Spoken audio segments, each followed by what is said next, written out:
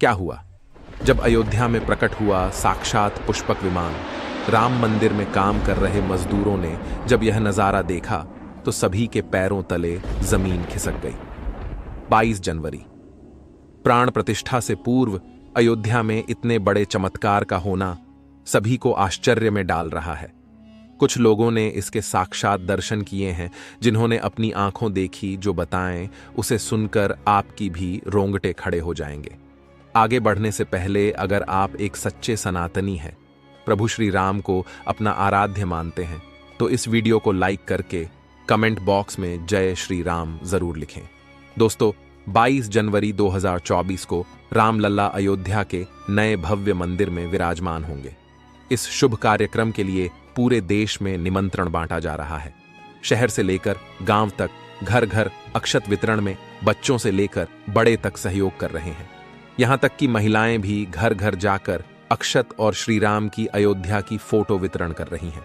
अयोध्या में राम मंदिर में भगवान रामलल्ला की प्राण प्रतिष्ठा कार्यक्रम की तैयारियां तेजी से की जा रही हैं। इस कार्यक्रम को बेहद भव्य बनाने के लिए कोई कसर नहीं छोड़ी जा रही है। इस बीच राम मंदिर निर्माण का कार्य भी तेजी से किया जा रहा है।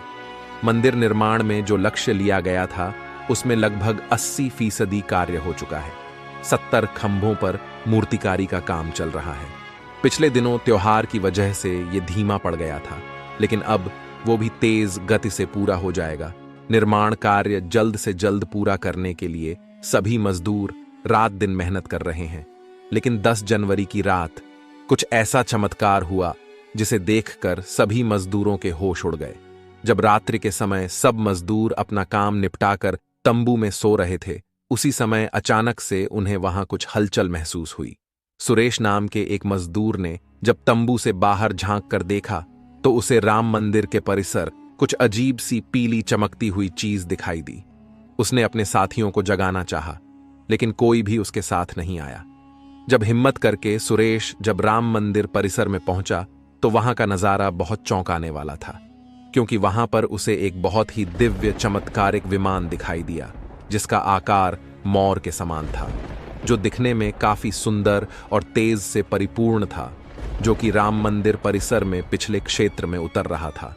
लेकिन उस विमान को नियंत्रित कौन कर रहा था, यह समझ नहीं आ रहा था, क्योंकि उस विमान में इतना तेज था कि सामान्य आंखों से नहीं देखा जा सकता था। लेकिन समझ में कुछ ऐसा आ रहा था मानो स्वयं साक्षात भगवान राम पुष्पक विमान के माध्यम से अयोध्या में उतर रहे हों। सुरेश ने यह चमत्कार अपनी आंखों से देखा, लेकिन अचानक से ही वह बेहोश हो गया, क्योंकि वो उसके तेज को सहन नहीं कर पा रहा था।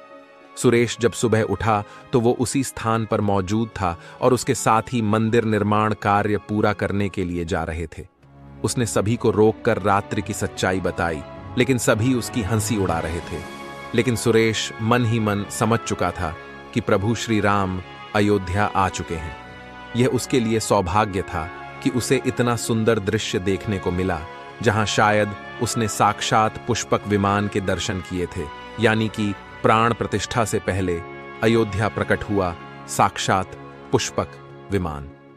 दोस्तों, देश के अलग अलग हिस्सों में कई बार अजीब सी आकृति के विमान देखे गए हैं, जिनका संबंध कई बार तो एलियन के साथ जोड़कर भी देखा जाता है। यानी कि अयोध्या में उस रात्रि को मोर की आकृति का विमान देखना वास्तव में प्रभु श्री राम का ही कोई संदेश हो सकता है। लेकिन क्या यह विमान सचमुच में पुष्पक विमान है? इसकी आखिर क्या गारंटी है? इसे समझने के लिए हमें पुष्पक विमान के रहस्य को अच्छे से जानना पड़ेगा। आगे हमारे YouTube चैनल महादेव मिरेकल पर आपको पुष्पक विमान का रहस्य बताएंगे, जिसे समझकर आपको यकीन होगा कि अयोध्या में पुष्पक विमान का प्रकट होना कलयुग का सबसे बड़ा चमत्कार है। रामायण पुष्पक विमान का जिक्र है, जो पहले कुबेर के पास था। इसके बाद रावण ने उसे अपने सौतेले भाई कुबेर से लंका समेत बलपूर्वक हथिया लिया था। फिर रावण इसी के जरिए कहीं भी आता जाता था। रावण को हराने के बाद यह विमान श्री राम के पास आ गया। वो जीत हासिल करने के बाद इसी विमान के कहीं जगह होते हुए अयोध्या पहुंचे थे। रावण ने इसी के जरिए पंचवटी आश्रम से सीता का हरण किया था और उन्हें उस पर बिठाकर लंका ले गया था। कहा जाता है कि पुष्पक विमान आज के विमान की तरह था। पुष्पक विमान के जरिए रावण हवाई मार्ग से सफर किया करता था। रावण को मौत के घाट उतारने के बाद उसी विमान के जरिए प्रभु श्री राम, माता सीता और लक्ष्मण लंका से अयोध्या लौटे थे। रामायण में जिस तरह से पुष्पक विमान का जिक्र मिलता है, उससे तो यही लगता है कि ये आज के हवाई जहाज की तरह था, लेकिन तकनीक के मामले में मॉडर्न एरोप्लेन से कहीं आगे था। रामायण के सुंदरकांड के 7वें अध्याय में पुष्पक विमान के बारे में जानकारी मिलती है। पुष्पक विमान की आकृति मोर की तरह थी। ये अग्नि और वायु ऊर्जा से उड़ान भरता था। इसकी तकनीक इतनी उत्कृष्ट थी कि इसका आकार छोटा और बड़ा किया जा सकता था। कहा जाता है कि रावण अपनी पूरी सेना को साथ लेकर इस विमान से उड़ान भर सकता था। पुष्पक विमान अपने चालक की इच्छा के अनुसार गति पकड़ता था। ये मन की गति से उड़ान भर सकता था। विमान में बैठने के लिए कई आसन बने थे। पौराणिक कथाओं के मुताबिक युद्ध के बाद भगवान श्री राम ने विमान का पूजन कर ये दिव्य विमान वापस कुबेर को सौंप दिया। कुबेर ने पुष्पक विमान को भेंट स्वरूप प्रभु श्री राम को दे दिया, जिसके बाद इसी पुष्पक विमान से प्रभु श्री राम, माता सीता और लक्ष्मण अयोध्या पहुंचे। अब दोस्तों, कई हजारों सालों बाद एक बार फिर जब भव्य राम मंदिर का निर्माण हुआ है, तो प्रभु श्री राम अपने भाई लक्ष्मण और मां का सीता के साथ एक बार फिर से अयोध्या धाम पहुंच रहे हैं, वह भी अपने इसी पुष्पक विमान पर, जिसका नजारा वहां के मजदूर अपनी आंखों से देख चुके हैं। रामायण के प्रसंग में कहा गया है कि जब माता सीता को हरण करके रावण ले जा रहा था, तो रास्ते में जटायु ने अपने चोंच से रावण को चोट पहुंचाई थी। उस समय रावण पुष्पक विमान में ही मौजूद था। इसके बाद रावण ने तलवार से जटायु को लहूलुहान कर दिया था। जटायु घायल होकर जमीन पर गिर गए। जब सीता को खोजते हुए राम पेड़, पौधे और पक्षियों से पूछते जा रहे थे, तो रास्ते में घायल जटायु से मुलाकात होती है।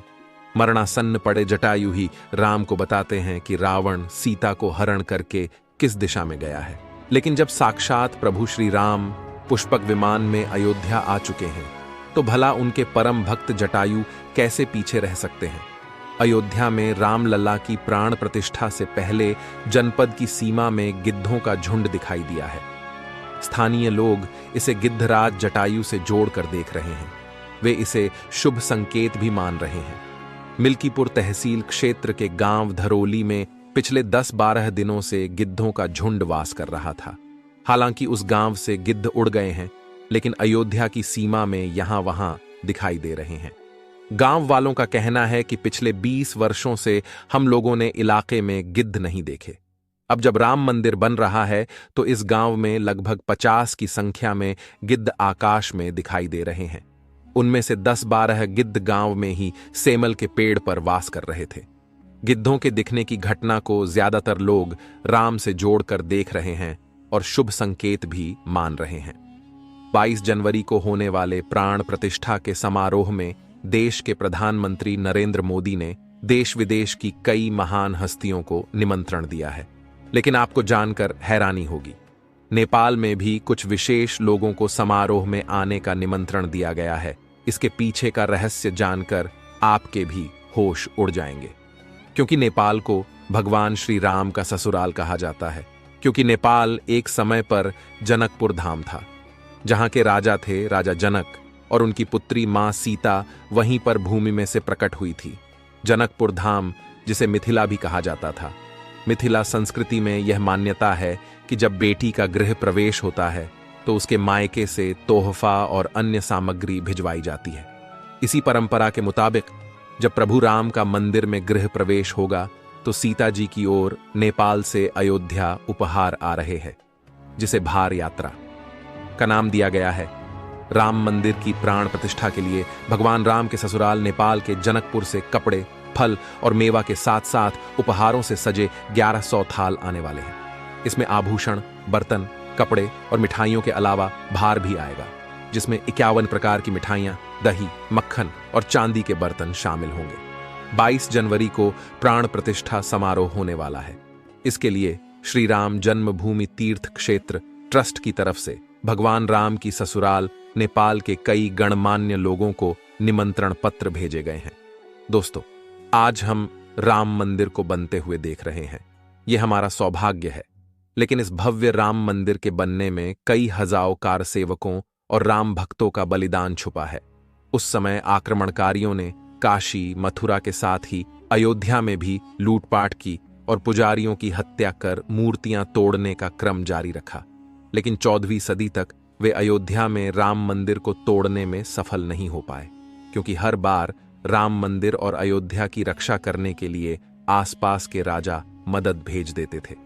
हजारों साधुओं ने भी मंदिर की रक्षा के लिए अपने प्राणों की आहुति दे दी।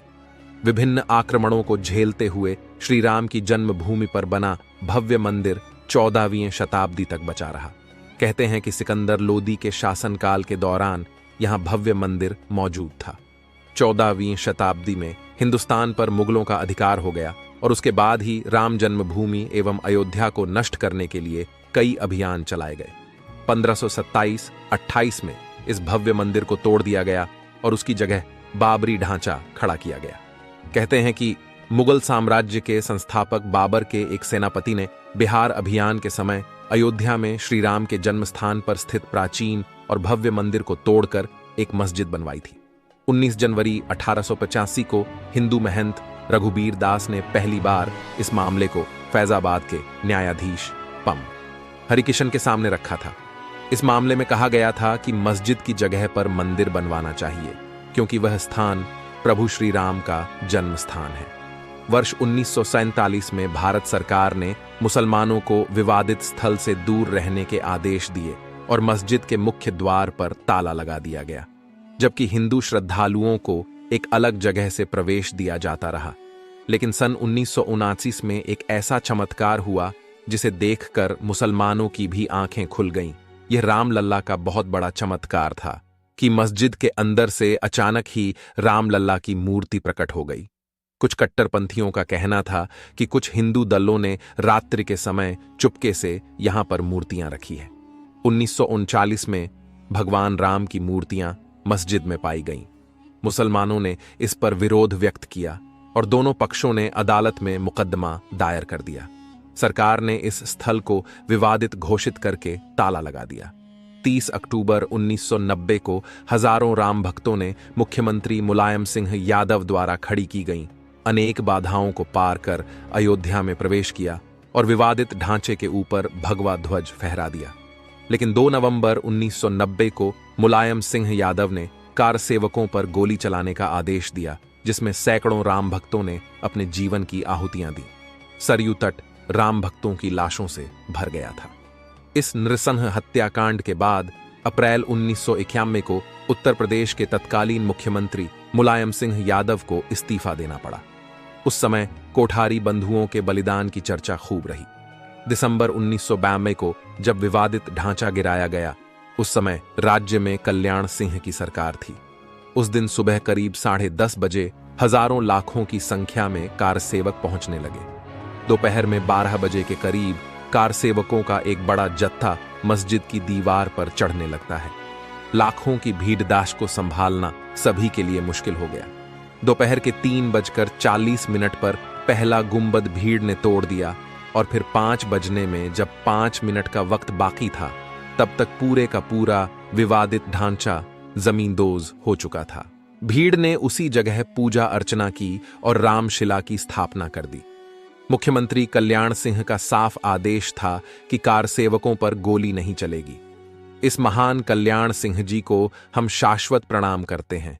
दोस्तों, राम मंदिर को बनता हुआ देखना सौभाग्य है, लेकिन जब भी हम इसके पीछे हजारों हिंदुओं का बलिदान देखते हैं तो हमारी आंखें नम हो जाती हैं।